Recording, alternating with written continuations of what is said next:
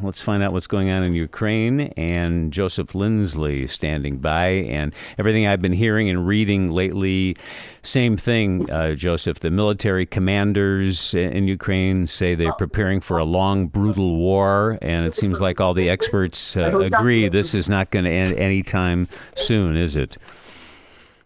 Hey, Bob, well, no, it's long and brutal, but we see surrounded by such signs of life and encouragement. I'm talking to you right now from Lviv. I've returned after my journey to Kyiv in the Far East, where I was just 30 miles from Russia, and then to Kyiv. And I took the train this morning to Lviv, and I came here for a conference called IT Arena. Lviv, in the years since Ukraine's Maidan Revolution in 2014, up until the full-scale invasion of Russia in 2022, Lviv was really a tech hub. It's a creative place.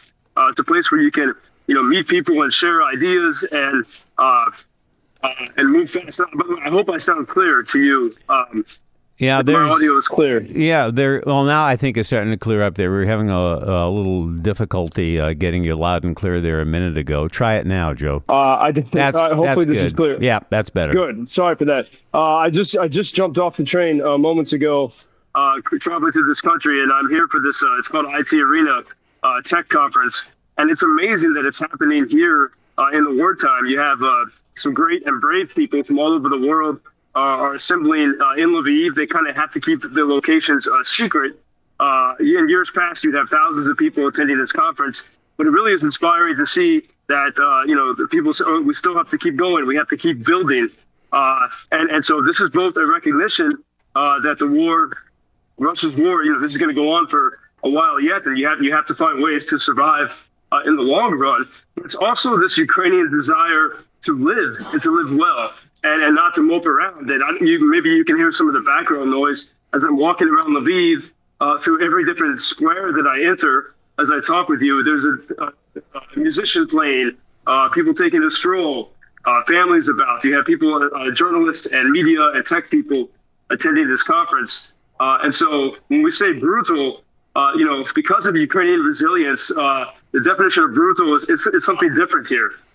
Today it's a beautiful day. It's perfect weather, but very soon, it's going to start to get colder.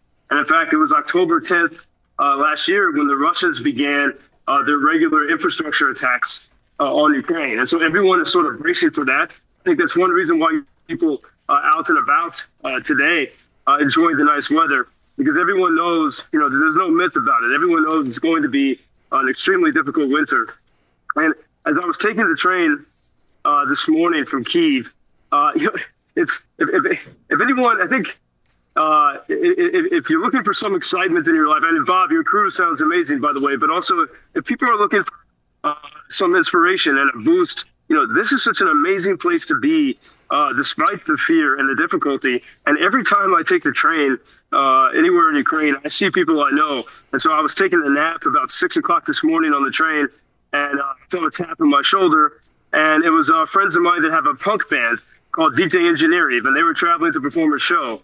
And so we started talking, and they told me how they have a lot of fans who are soldiers, and the soldiers will send them pieces of captured Russian equipment, something like sleeping bags or pieces of weapons, and then the band will auction those items off to raise money to then buy the soldiers' drones. And so you see this incredible ecosystem of how people work together and help each other.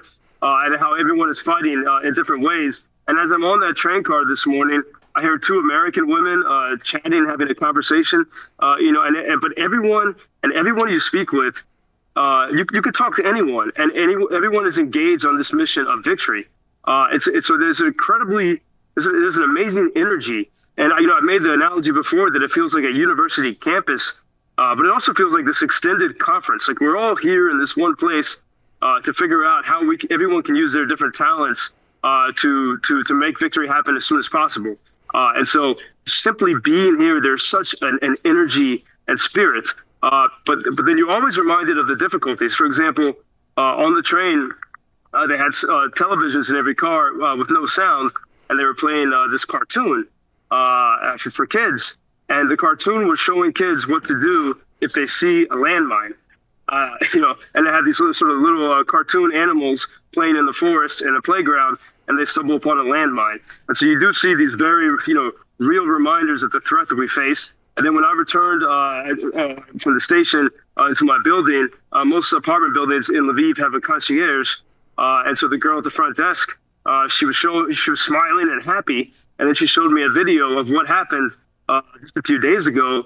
One of the Iranian suicide drones flew directly over the building, the closest it's ever been. And I saw the video. You can see the anti-aircraft, the missile defense working there, the machine gun fire over our building, over the the war has never been that close to that part of the city here in Lviv. She showed me the video. I mean, she said she was terrified in the moment, but today she's smiling. And so this is this. It's going to go on for a long time. But we see here people learning, not learning to accept it, but learning to say, hey, this is the challenge that life has presented us. Let's make the best of it. Joe, your reports convey what it's like to be there in Ukraine now better than any other reporting that we get. Are you actually walking around as you talk to us today? Because it does sound a little different. Sounds like you're on a telephone. Yeah, I'm walking around through the old city of Lviv. There's no cars in the center of the city. There's outdoor cafes everywhere, little piazzas, people playing music. And it is, there's a diversity of cities in Ukraine. In Kyiv, there's not a lot of people now because there have been so many attacks. And so it was a shock to arrive here in Lviv and see so many people. And many people have come for the conference. Lviv is such an idyllic, with the Austro-Hungarian architecture. It is one of the most beautiful cities in the world. And to see, I think you can ask any American, I think, who's here for this conference right now. This is probably one of the nicest cities they've ever seen in the world. And then add to that, in the wartime, there's such a sense of purpose here. And despite all of the fear, that sense of purpose makes people want to be here. It sounds lovely.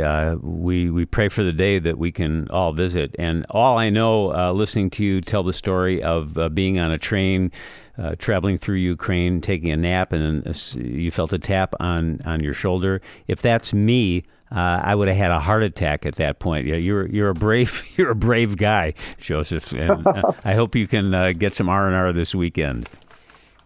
Bob, thank you indeed. And it's